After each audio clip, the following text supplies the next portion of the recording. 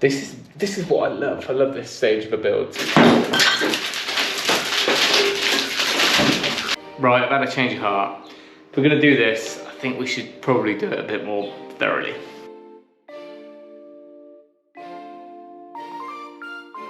I've gone ahead and taken off all that cement render, which was the right thing to do. I'm gonna leave the two sidewalls like I said, but it's this ceiling which has just thrown a bit of a spanner in the works. This wall plate up here it's a bit soft in places, so I started wondering why that was. Was it the roof or was it the inside? Was there condensation dripping down? And then I came around up here and I was like, that's rust. Asbestos doesn't rust. I soon realised that this whole roof is just corrugated sheet, is just galvanised metal sheet. I just did a test hole just to see what was going on. Peeled back this small little bit and it was just packed full of rodent nests, bird nests, everything. So now I'm in this debate of, do I get on and just take the whole ceiling down, which was definitely not on the plan, or do I just make sure it's all sealed up and know that we're going to do it in the future? I thought, well, maybe I'll just start peeling and picking away up there. Now we're in. So this is what came off. You can see it's just galv sheet, like 1mm stuff. It's pretty stubborn to get out. But what we've uncovered up here is the beam tying the building together in the middle. You've got a big beam all the way through, some evidence of woodworm. And then it's not particularly old, but relatively, I'd say fairly agricultural. But I think this is softwood. That looks like elm up there. This is what I love. I love this stage of a build. So I would hazard a guess and say that originally there was no central wall in this building at all. My reasoning for that is, one, why would you build a brick wall right next to the truss? Two, these look like very recent, more modern bricks. That cement pointing, which looks like it goes all the way through, it's not just being pointed up. It would explain why these fixings in this wall have been much harder to get out. Those purlins sit on top of that truss, the other side I imagine. And then this brickwork must all be infill that's been put in. Most interesting. I mean, I'm not going to be knocking down that wall today, so it doesn't really make any difference. You get into it and then you soon realise you've got to just get on and do it properly the first time round. That said, this isn't going to be extensive. You know, we've already said that we're going to have to blast all this paint off in the future and probably take the roof off. But we do need something that's a good foundation for that.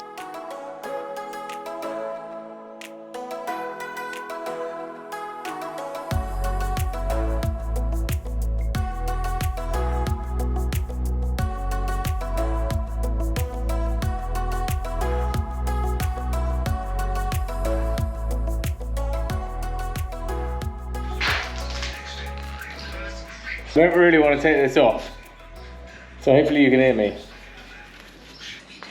That is pretty much pure rat poo, nothing but. And I've only removed one sheet. The likelihood is it's all falling down here into the eaves. Probably why it's rusting.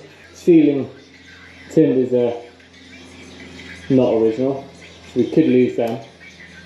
But it all depends what's above here.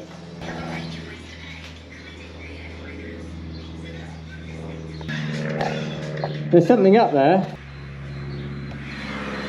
I'm glad I checked. That's a brick, isn't it?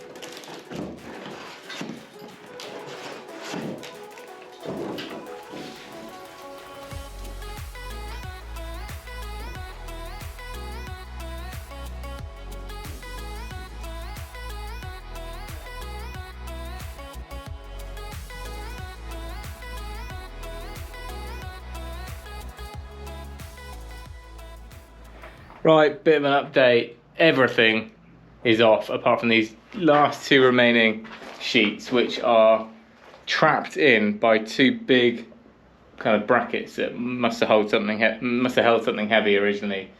They're bolted in. Those bolts are completely seized up. However, all of this timber, it's all got to come out as well.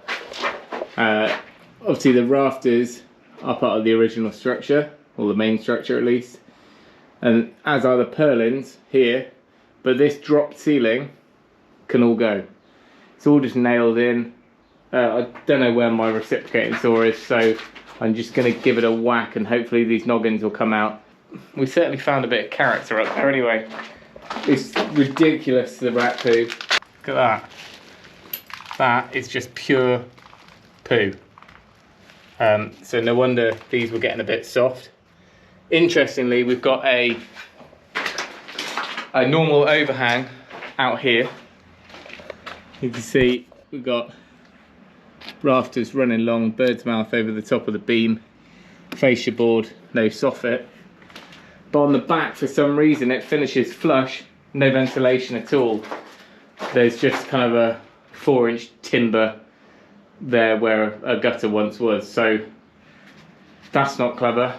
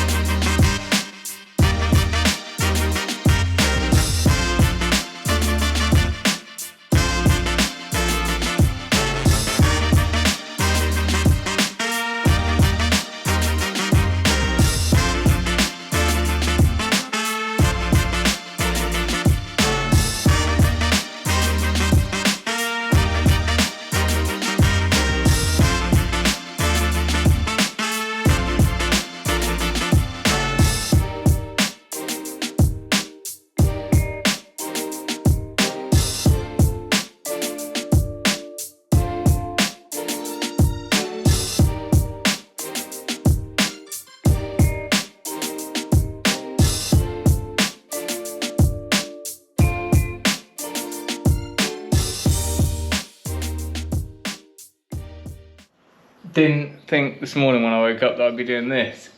Well, I knew I was going to prep it for paint, but I had all the paint arrived this morning. I thought, let's nail it, but I'm glad we did it. We're about halfway to the full renovation or restoration.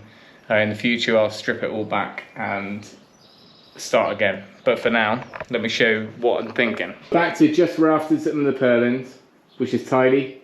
Everything's fairly well brushed down. I could try and board the rafters and expose the purlins and make a bit of a feature of it, but that's tricky to insulate and a bit of a time constraint against that, and obviously we can only fit so much insulation into those rafters. I don't think rodents are a problem at the moment. I think all of that was historic poop, which is good, but obviously that's something we need to keep an eye on, so I just need to look at what the access points are. And without pulling the ceiling down in the next room, I can't really do too much, but I'll just have a look above that brickwork and see what the issue is there. Other than that, we'll just have to board it and hope for the best, and just, you know, we can only do so much. Therefore, what I'm thinking is the best option, which preserves and leaves alone everything above it, is we put in a flat ceiling. It will be low and it'll be a shame, but it probably is the best option. We rest some joists on this wall plate, spanning the whole room across to the wall plate or the beam over there, and we just put them at 600 centres and we just board it, and I can put 200, 300 mil of mineral wool above it and know that it's well insulated, and that will kind of keep the freezers working more efficiently, I guess, in the winter and in the summer.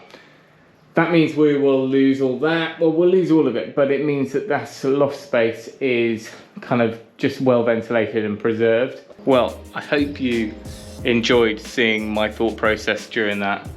It wasn't the easy option, but it was definitely the right option. I've got 5 full rubble sacks of nothing but rat poo. And can you just, oh, the thought of that being up there all that time would have, not good. No asbestos, amazing, all galvanised. I can put it, oh, I've piled it up over there ready for the skip, so that'll get recycled. And this is as much of a blank canvas as we're gonna get. I'm gonna leave it there. If you've got any comments, any pointers, any sort of pep talk for me, let me know, and I'll keep the t-shirt on next time. Thanks for watching. Remember, if you can, do it yourself, and we'll see you next time.